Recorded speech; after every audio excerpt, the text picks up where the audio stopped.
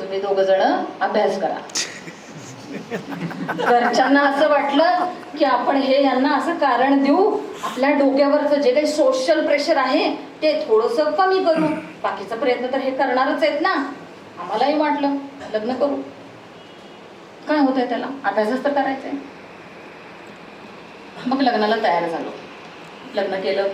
MPSC माझा नवराही करत होता. मीनवाईल तो सिनियर कॉलेजला लेक्चर म्हणून काम करत होता. इंग्लिश विषय त्याचाही होता. मग आम्ही परत परीक्षा द्यायला.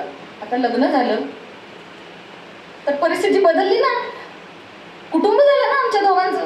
घर कोणी चालवायचं मग? वडिलांकडून मनी ऑर्डर घ्यायची का दिरांकडून? दोन्ही शिक्षक आहेत दीर माझे. ते माझे घरातले सगळे अतिशय देव माणसं आहेत. माझे माहेरचे सासरचे, कुणालाही काहीही बोलण्यासारखं किंतु परंतु नाही. सुदैवानं नणंद नाही, त्यामुळे ती काही सासूचे काय करत नाही. त्यामुळं माझं कुटुंब म्हटलं ना, सगळी देव माणसं आहेत. माझ्या कुटुंबातली सासरची बाहेरची काहीच नाही. माझ्यापेक्षा बहीण भावंड सगळी लहान आहेत. पण माझा हा स्ट्रगल बघून ना माझ्या बहीण भावंडांचं इच्छाच झाली नाही असलं काहीतरी MPSC वगैरे करावं. त्यांनी केलं नाही बरं का ते काय, कारण माझा स्ट्रगलच तेवढा झाला. नंतर मी लग्न झाल्यानंतर 2004ची परीक्षा 5ला मेन्स झाली. मेन्स झाल्यानंतर इंटरव्ह्यू परत एका वर्षानं, आणि याच्यात थोडं MPSCचं आयोगाचं टाइम टेबल, अध्यक्ष हा थोडा मेस चालू होता, गोंधळ चालू होता. त्यांच्यात आमच्यासारखे विद्यार्थी आम्ही भरडलो गेलो आणि आमच्या आयुष्यातला एक वर्ष वाया गेला. ते न भरून येणारं आहे नुकसान आयुष्यभरासाठी. आमच्या आयुष्यातनं ज्या वर्षी त्या 2 परीक्षा, 1 परीक्षा ज्या काही होणार होत्या त्या आम्ही देऊ शकलो नाही, कारण परीक्षा आयोगानं डिक्लेअरच केल्या नाही. त्यामुळे आम्हाला तो त्रास झाला. पण जी परीक्षा दिली होती पहिली, ती प्रिलियम झाले, मेन्स झाले, इंटरव्ह्यूला नापास झाले. म्हणजे आता मला कुठं द्यायचं आहे परत? प्रिलियम. कुठली द्यायची आहे परीक्षा आता? प्रिलियम.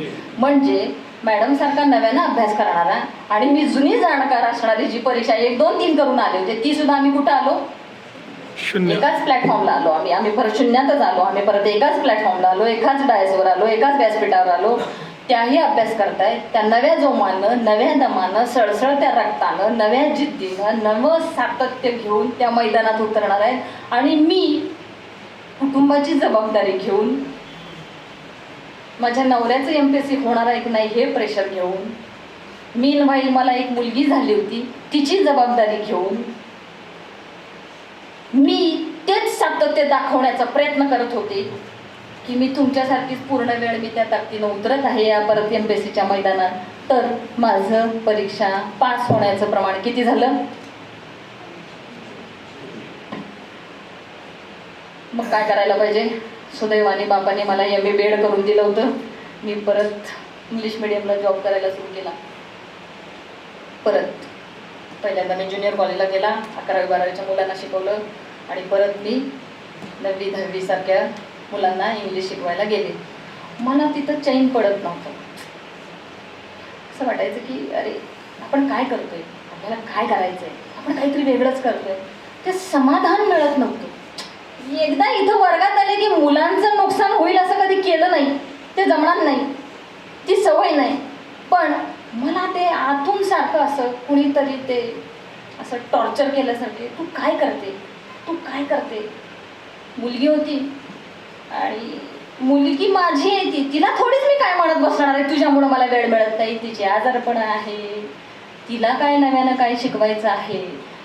पहिली मुलगी म्हणून मला तिच्यावर काही नव्यानं संस्कार करायचे आहेत आणि मग सगळं नवीन होतं, मला काहीच त्याच्यातला अनुभव नव्हता. तर हे सगळं करत असताना माझं हे MPSCचं काय झालं, रिझल्ट 0 यायला लागला. नवऱ्याचाही रिझल्ट येत नव्हता. मी त्याला म्हटलं हे बघ, पगार काही फार आम्हाला मिळत नव्हते, पण म्हटलं जोपर्यंत तुझं सिलेक्शन होत नाही तोपर्यंत मी नोकरी करते. एकदा तुझं सिलेक्शन झालं का, त्याचं का सिलेक्शन पहिलं, माझं का नाही. समजा कुटुंब समाजात राहतं, समाजशास्त्र विषय आहे ना तुमच्याकडे, कुटुंब समाजात राहतं आणि समाजात नवऱ्यानं घर चालवावं आणि बायकोनं घर चालवलं तरी चालतं. उद्या असं नको व्हायला, बायको तहसीलदार झाली, नवरा घरीच बसला. हा विचार करून नवऱ्याला म्हटलं या वेळेला तू परीक्षा दे, मी नोकरी करते. नवऱ्यानं तयारी केली, त्याचं सिलेक्शन झालं. तो नाशिकला ट्रेनिंग गेला, तो पोलीस अधिकारी आहे, तो नाशिकला ट्रेनिंगला गेला.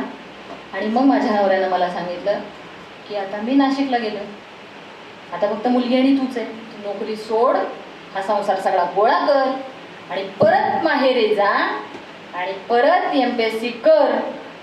तर जे करायचंच होतं मला, पण कसं जमेल का?